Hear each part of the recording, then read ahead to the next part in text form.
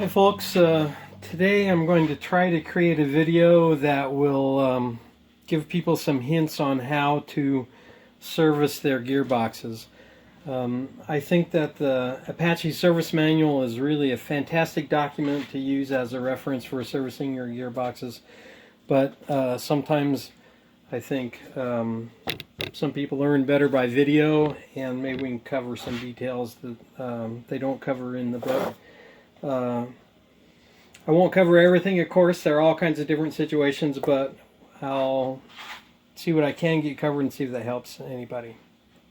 What I have here is 3 gearboxes. 2 of them I have already cleaned up and prepped, and they're ready to go on a camper. And the 3rd one I've had apart, but that's about it, and you'll see that it's significantly grodier than the other 2. There are a couple things I want to do first. Obviously these gearboxes are already off, and everybody talks about how difficult it is to get the gearboxes off under certain circumstances, and that can be true. I just want to give you a little bit of advice on trying not to break these bolts that hold the gearbox up onto the camper. This is not the specific bolt because the real bolts are carriage head bolts, and this is not. But this one goes through the hole, and so I'm going to show you using it. Okay, so when you're looking at that gearbox hanging on the camper, it's got these 4 bolts sticking down out of the aluminum rail, and those bolts have nuts on them, and you got to get these bolts off. Typically they're rusted and they're pretty crappy, and what I suggest is that you use a steel wheel on a drill like this, and with the nut still on this, and you just polish this screw until it's just about as shiny as this one. I mean, you want all the rust off of there if you can get it off. Then I want you to spray that nut that's on there. Of course, I don't have a nut that fits this one, but you get the picture. There it is right there. So we'll put this one on as if it were holding your gearbox on to the camper. Come on now. There we go. Okay, so that's pretty much what it looks like when you're looking at your gearbox hung on the camper. I want you to use a wire brush and clean these threads until they're basically shiny steel. No rust showing at all. Then you take some kind of penetrating oil like PB Blaster and spray it right here at this joint. And let that sit for a while. And if you want to be really cautious, you'll then take a propane torch and heat this metal up right here, and then spray some more penetrating oil after you've heated that up. Let that sit for a while, and then I want you to put a socket on this and try to crank this nut off. And you want to do it slow and easy. You don't use too much pressure because you don't want to strip those threads out. You don't want to break the bolt, which is what most often happens. But it's just a whole lot easier to take your gearboxes off and get them back on if you don't have to mess around with getting these bolts up out of the track. So, wire brush, penetrating oil, maybe a propane torch, and time. And then crank those 4 nuts off.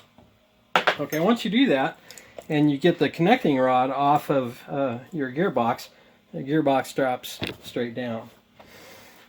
Okay, start with a couple of things. This gearbox that I'm showing you here, you can see that has a spindle sticking out the back, and it has nothing sticking out the front. This is your front gearbox. It mounts on the front of your camper. This faces the front of the camper, and this spindle here faces the rear of the camper. And of course, it comes with a roll pin running through it, and your connecting rod sits down on that. Now the rear gearbox is different. You see it's got that same spindle, but it's sticking out the front, and that also fits on the connecting rod fits on it. And then you see on the back, this is even longer. And this is where your swing bracket is supposed to sit, on this long piece here.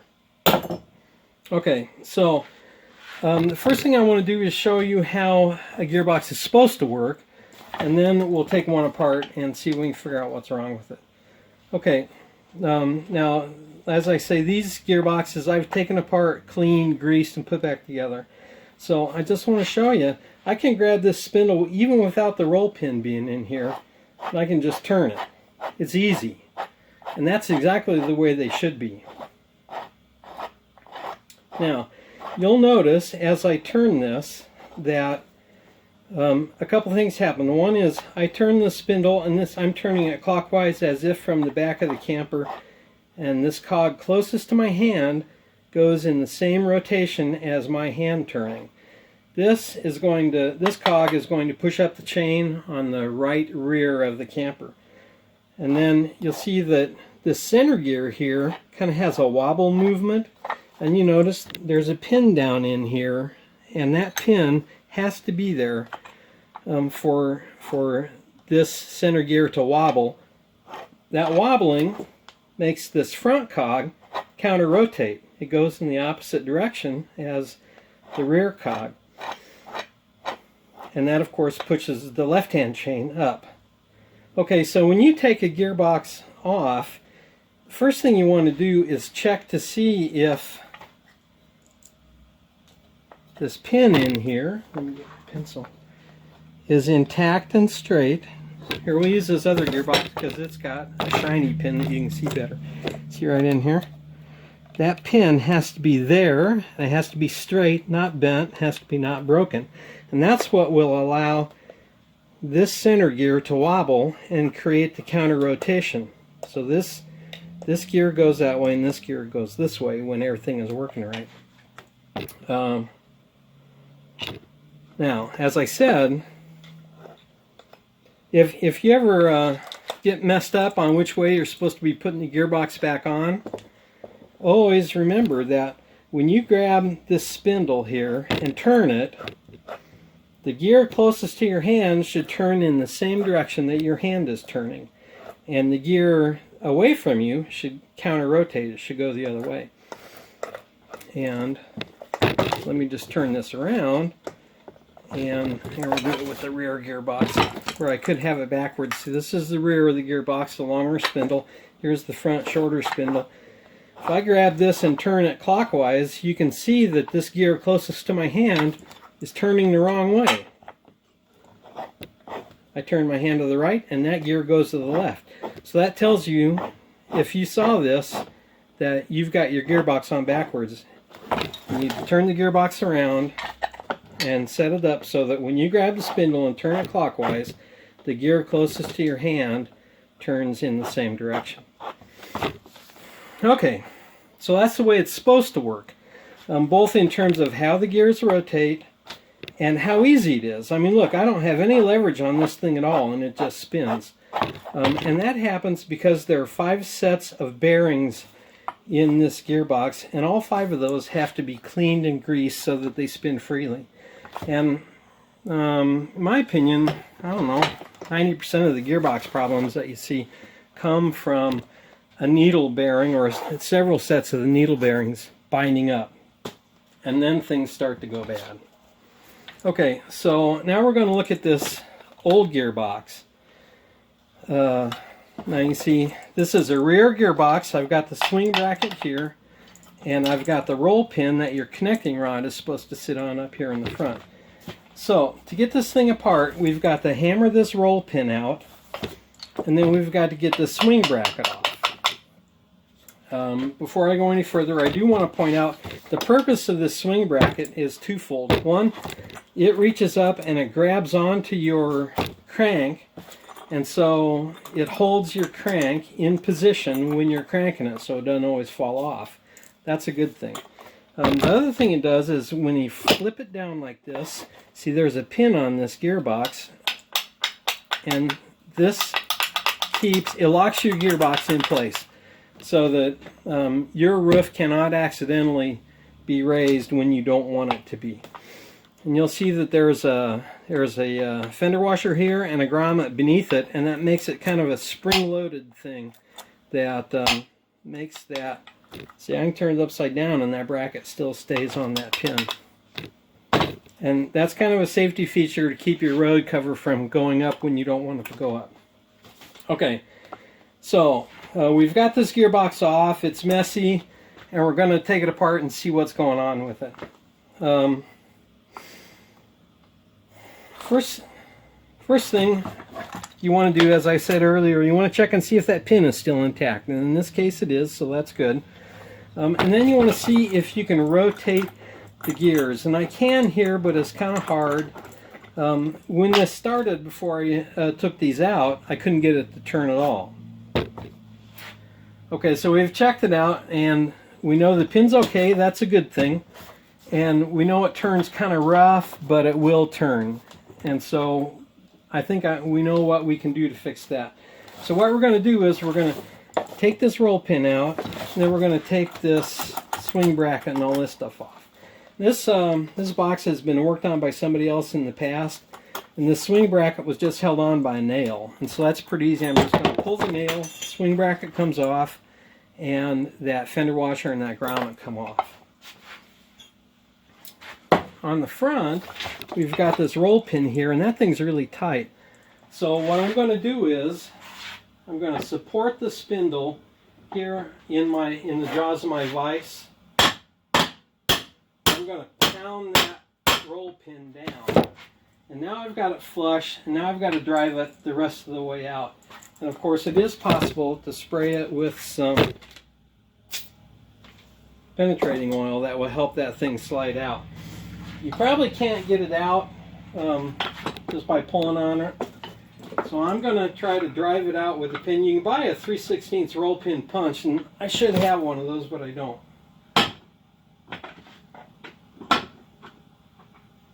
Well, of course it'd be nice if you had another person to help hold this box, but if you don't have it, then you don't. And there I drove it about halfway in that hole, and now I'm going to use this nail and see if I can drive it the rest of the way out. And that's it, out it came. There's our roll pin. It came out of the hole right here. Okay, now I'm going to go back to the rear one that had the swing bracket. You know, the one that I'm working on, it was just held on by a nail. Well, the factory has a peened pin that runs through here, and you can't reuse that, so you might as well just go ahead and take a hacksaw and reach in and cut that off, and then pull the pieces out, and we'll replace that with a carriage bolt when we're done. Okay, so at this point we have the pins off, so the case will slide off of these two spindles, or they might. Now we've got 4 nuts and bolts that hold this case on. And these nuts and bolts generally are useless by this time, so I say go ahead and break them if you have to. And oftentimes what I'll do is, that's a square hole there. Sometimes you can get a square driver to grab it, but if not, just go ahead and grab the head of this with a pair of vice grips, good and tight, and then crank that nut off. And it could be that nut screws off, and it could be the bolt or the nut breaks. And either way is fine. You don't want to reuse these things, they're kind of junky. And so we're going to do that here with the other ones as well.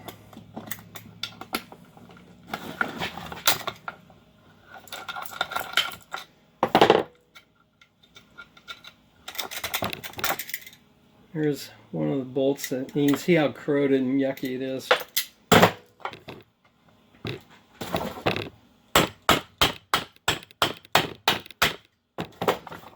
And they get corroded inside these holes, and so it can be hard to get them out. There we go, pulled that one out. And I'll show you, when I took these out originally, you can see there's a hole here where it came out, hole here where it came out, here it came out, but here there's something in there, and that's because I broke the bolt on both sides of this. And so I'm either going to have to eventually, when I go to put this back together, punch that out, that remainder, or drill it out to get that hole free. And I replaced those with stainless steel socket head bolts and nylon lock nuts on the four sides. And you'll need either 3/4 or even better probably is 1 inch actually, because these nylon lock nuts are thicker than regular nuts. So that's how they'll go back together. Okay, now we're going to try to take this case apart. See how we're doing there. Yep. So oftentimes when you go to pull this case apart, this case is going to hang up right here. It can't pass. And the reason it does that is this spindle has rusted over time, and when rust builds up on it, it gets bigger, and so those bearings in this case can't clear that. And you'll see on this one, some yahoo took a pipe wrench, I think, and just continually tried to crank this camper up using a pipe wrench, and they just chewed the living daylights out of the end of this spindle. And that pushed parts of the steel up so that this case wouldn't come off. So at that point, a person has to take a file and take the rust off and take the pushed up steel back down, such until you take it down enough. You don't want to take it down too much, but just enough for this case to be able to rise up and come off. And if you look inside of here, you can see there's a set of bearings in there. And you see it's pretty grody inside of there. What I did there, what you just saw me do, is I stuck my finger in along these bearings and I tried to make the bearings roll, and they don't roll. And that's where you end up with problems, because that spindle tries to ride easily on these bearings and it can't, because this stuff freezes up. And first the bearings tend to freeze up, and then after that into the races, and after that they'll rust right onto the spindle. And when that happens, then your gearbox stops functioning. Okay, so that's the one side of the case. Oh, by the way, look at the inside of this case. You can see exactly what happened here. This case sat in water up about to there, and so these bearings had a great opportunity to rust because there was water in them on a perpetual basis. You can just see the gunk in there. Alright, the outside case on one side. Now I'm going to try to do the outside case on the other side. Same thing. And that's a tight fit, even though I already... You can hear these things scrape as they come off.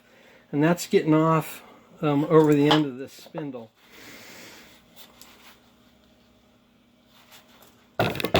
Once again, I'm going to stick my finger in here and see if I can get those bearings to roll, and they don't really. So those things need help. Alright, that's 2 sets of bearings, 1 in each of the cases. And now what we have is our center gear with the pin, 1 cog, and then the other cog. So I'm going to try to pull this first cog out. That's the front cog. And these bearings look terrible. If you look inside of there, I don't know if this will show, but you can see that not only are they caked with grease, they're also rusted in place, and you can see how rusty the race of the bearing is. I don't think those things are salvageable, because I think the rust has eaten those bearings away, so that even if I get all that rust off, they're not going to be round and roll really nice.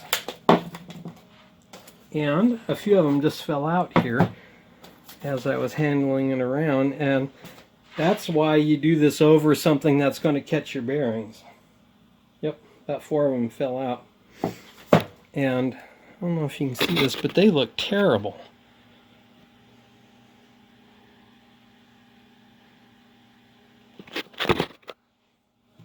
Alright, that's our front cog, and that cog has problems. It's kind of surprising that we could even get this thing to go at all. Alright, here's the rear cog, I'm putting my finger in. Oh, and I can make those bearings roll. You can also see I've got some white grease in here, which just tells you that I worked on them earlier. And these bearings, on the other hand, compared to the ones you just saw, look pretty good. They still look like steel, not like rust. And as you saw, I already was able to get them to turn. So this cog is going to work out all right. Okay. Now, we've got our spindle, and we've got the center gear. You can see the center gear bearings, they look pretty good. Look, I can twist them and make them roll with my finger. They're nice and tight, they're shiny, they're steel. So those are in pretty good shape. So, this rear cog is in good shape. Center gear is in good shape in terms of the bearings. Front cog really has problems. I think that's toast. And the outer cases, I think, are going to be all right, but they need to be soaked.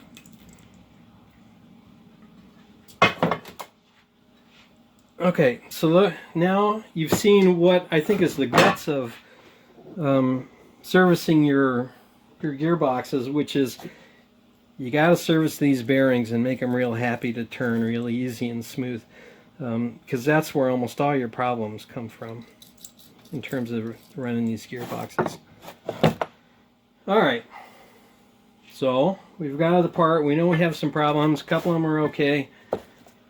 This is a 3-pound coffee can, and I've got it full of mineral spirits, and I'm just going to drop this case in until you can see the bearings are underwater, or in this case under mineral spirits. So I'm going to do that with both of these.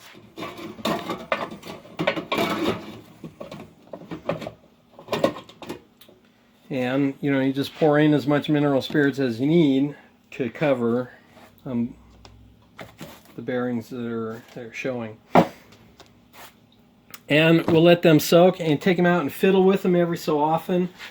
And I'll show you what I do to try to get these bearings cleaned up when they come out of the mineral spirits. And what I'll do is I'll take a brand new paper towel. I get some mineral spirits on it like this, and I'm going to stick it in the hole of the cog, and I'm going to spin the cog like this. So what that is doing is spreading the mineral spirits inside of there and trying to make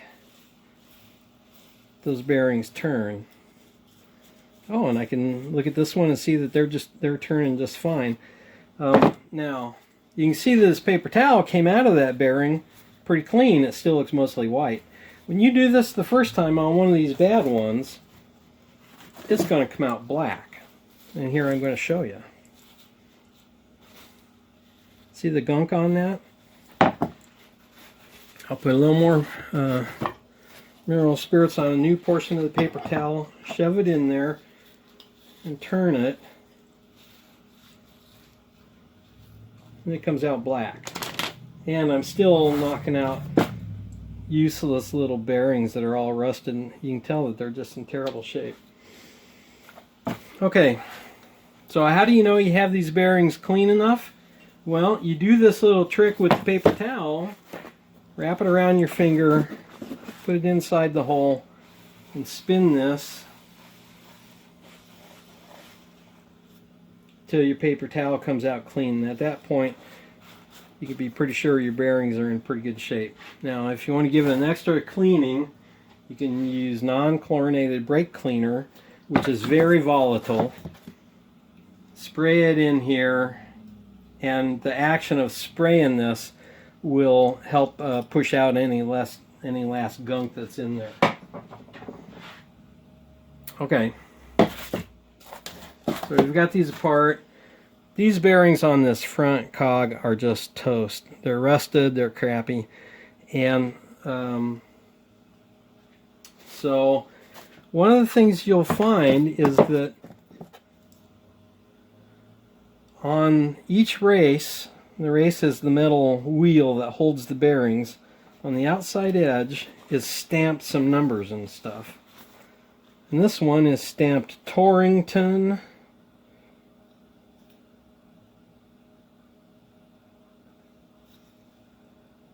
B1210. Dorrington was a manufacturer, and B1210 was the standard size of these bearings. And what that means is that it's made for a 3/4 inch interior, a 1 inch exterior, and I think it's 5/8 going around it. And you can go online and you can buy these. And in fact, I bought a couple pair of bearings to fit these cogs. I only need the one for this one. I went on Amazon and bought them, and I think I paid $5 for each new bearing. So what we're going to try to do is we're going to try to drive. This bearing is bad. This is on that front cog that's all rusted and corroded.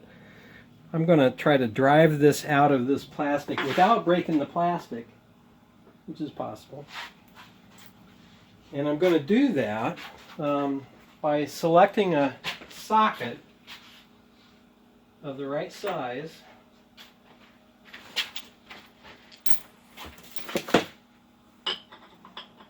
That might work. It's too small. Yep. Oh, that one's perfect. See how it fits in there? And so I'm going to try to drive this bearing out of this plastic without breaking the plastic. So I'm going to set this on my vise. I've spread the jaws far enough for that bearing to drop out.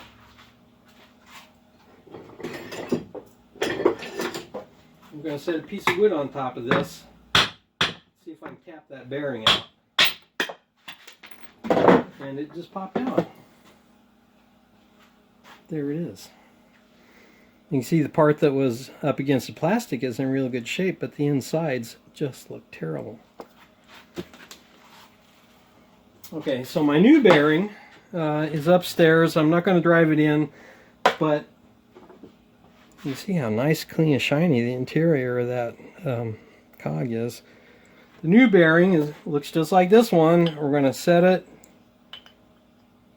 on here. This is a tight fit, and we're going to try to lay it down flat and tap it in, and eventually it'll work.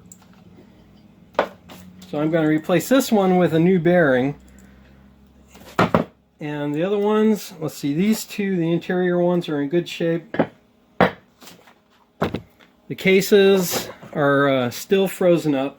The bearings in the cases are still frozen up. So we'll let those sit for a while. And I'll take this second rear gearbox, the one that I've already cleaned up. I'm going to pull it apart here and show you how we'll put that back together. So here's my exterior front case, and you can see the bearings have grease in them in there. You can see that between the gear and the case there's a plastic washer, and that's just there to reduce friction. And oh, by the way, if you look at this case, this is the part that touches that washer, and you can see that this is real smooth and shiny. Well, that didn't come from the factory that way. I have taken sandpaper in increasing fineness and sanded this down until I got it nice and smooth and shiny. And I did that simply because I want to reduce friction. That's what this plastic is supposed to help do, and it does, but it's not going to hurt to have this be real shiny and smooth here. Okay, so we've got our case, we've got the plastic washer on the outside, then I'm going to pull the entire unit out. Here's the rear of the case, and you can see its rear has got that pin that we talked about that the swing bracket hooks on. Got the washer, and our 3 sets of gears, center gear and the 2 cogs. Alright, I've got these all cleaned up already. We're going to put them back together, and so you can see I'm putting more white lithium grease into these bearings. I don't think you can have too much grease to help these bearings continue to rotate.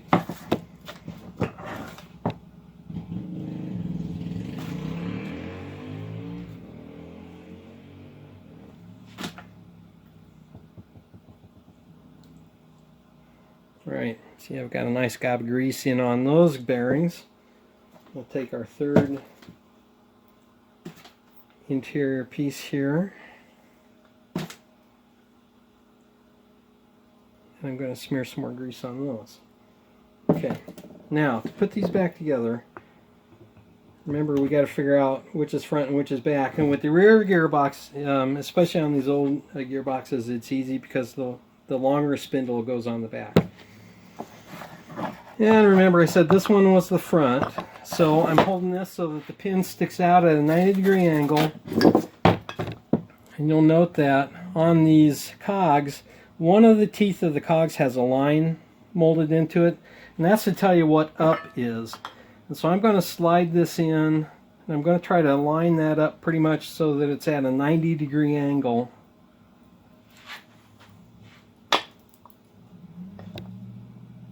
See, here's the line on that tooth, and here's the pin sliding out sideways. Didn't get it quite at 90. There, that's pretty good. Okay. Now I'm going to look for that line on this rear cog. There it is right there. And I'm going to slide this cog on so that these two lines line up here at the top of this. Pop, just like that. Here's one plastic washer. Here's the other plastic washer. The rear of the gearbox is the one with the pin, so it goes back here. I'm going to slide our gear unit in. You see where this pin sits in that hole right there? I'm going to slide the front one on too. And I'm going to take some of my little nuts and bolts, stainless steel.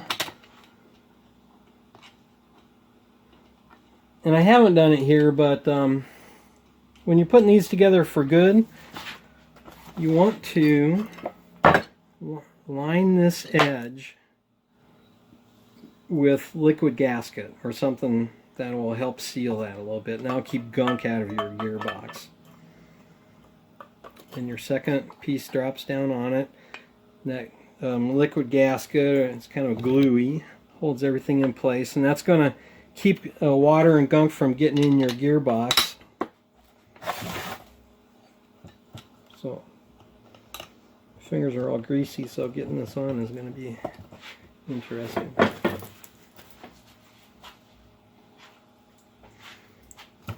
Got one of my new screws in, nuts and bolts. Here's another one.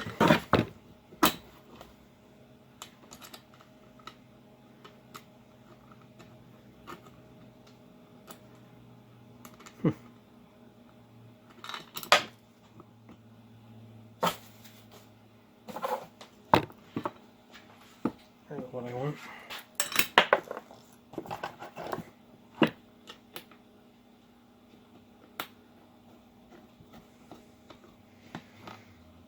Alright, you do this with all four of them, of course. I've just done it on two. I take my small ratchet here, just tighten these up enough to hold everything together. There's one.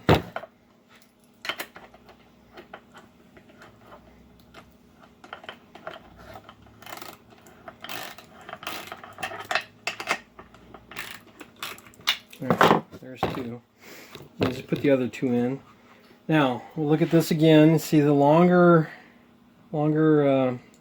shaft out the back, shorter shaft out the front. You can see our pin is in its place there on the side. You can see these two lines almost line up here. And so now you're about ready to put this thing back in to your camper. There are only a couple things you've got to do. One is we're going to put a roll pin back in on the front side. We're going to hammer that through until it's sticking out half and half on each side. And on the back, I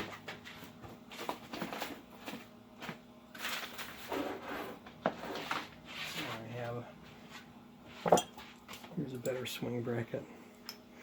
I generally go and get a carriage bolt that's 2 inches long, 3/16 carriage bolt, and it goes through this hole in the spindle, and it holds this swing bracket in place.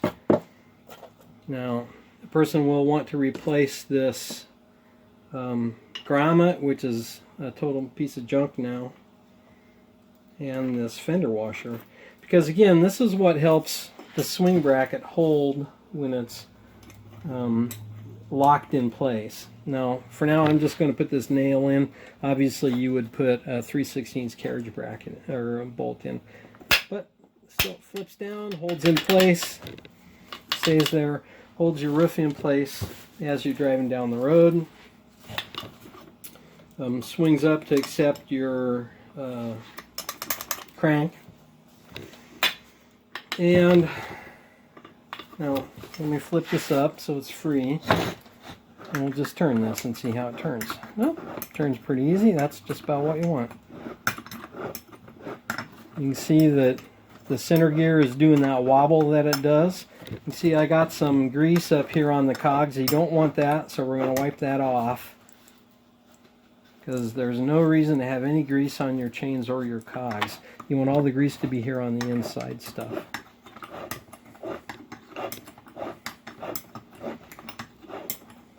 Alright, so basically this gearbox is ready to go back on. And there's also a plastic cap here, by the way, that is meant to protect these bearings. It fits over this spindle in front pretty tight. You press it down, and that is supposed to keep moisture out of these case bearings. Alright. I think that's it. I hope this helps somebody figure out how to redo their gearboxes. It's not really that hard. It just takes a little bit of messiness and willingness to test this thing out and figure out where your problem is. I will say one last time, the most important thing you can do when you're servicing your gearboxes is to get all 5 sets of these needle bearings so that they turn very freely. You can hold them in place with grease so that they don't fall out on you, by the way. But if you don't do that, then there's no use servicing your gearboxes, in my opinion, because those are almost always what freeze up, and they are what keeps your gearbox turning easily and freely. And if you do that, you're not very likely to either break a pin or break a chain. Apache Service Manual calls for these gearboxes to be serviced just in this way every year or two. And most of them, I think, probably get it about once every 10 or 20 years these days. So it can be well worth it to spend a couple hours fixing one of these things. Alright, I think that's it.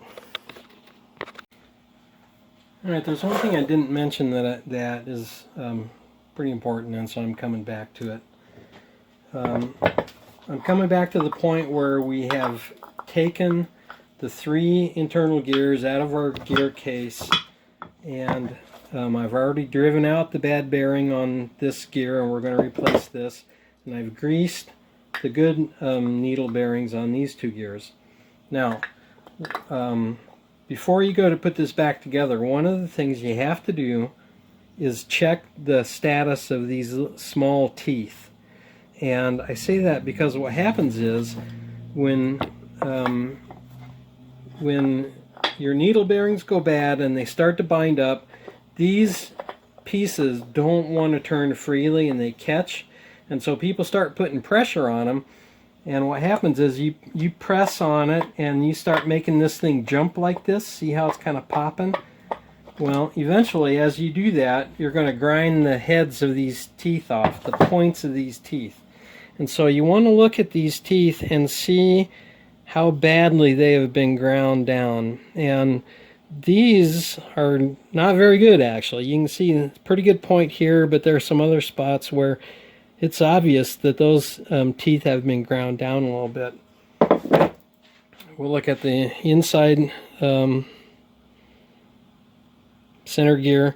You can see the teeth. You have pretty good definition here, nice sharp points. But if you come around to here, you can see that those points are kind of ground down and maybe not usable at all. Around here, they're pretty ground up too. So I'll flip this over and we'll check the other side. Same thing, the points are kind of ground. These aren't as bad as some I've seen, but they aren't as good as new either. The third gear we'll look at, and we'll look at the teeth. Yeah, the points are taken off a little bit, but maybe there's enough for it to still grab. This gearbox, I don't know. We'll see if it'll work once I get it all put back together and get new needle bearings in it. I expect it probably will, but I also expect it not to have as long of a life as a gearbox that hasn't been abused, so to speak. And so when you have your gearbox apart, you're going to check these needle bearings, clean them in mineral spirits like I showed, and then re-grease and make sure that these things all roll really nice and smooth. But you're also going to check these teeth, because if they're ground down really bad, you'll find out when you go to use this gearbox, because it's going to skip. It's going to go pop, pop, pop, pop, pop, pop, pop, pop, and it's not going to lift. And the only way I think to know for sure whether these are too bad to use or not is to go ahead and get them on a camper and try to lift with it. Recently somebody else posted some pictures of some teeth that were ground down at least twice as bad as these. So I say these teeth are kind of medium. They aren't great and they aren't horrible. And once I get this thing cleaned up and put back together, we'll see if it actually lifts. But whether this one does or not, that's something you got to look at with these small tooth gearboxes. With the large tooth gearboxes, they don't have all these little teeth. Instead, they have big 3/8 inch teeth, and that's less of an issue because those teeth are not going to grind down. They may break, but they aren't going to grind down. So this is really only an issue with the small tooth gearboxes, which were used from 71 to probably 77 or so, at least as original. Our 78 has big tooth plastic gearboxes, and a 75 that we had actually had replacement aluminum big tooth gearboxes put in. So you never know until you get into them. And looking at it like this, you can't really tell for sure what kind of teeth there are. You've got to go ahead and get this taken apart to look at these teeth to find out. Okay, a little important addition.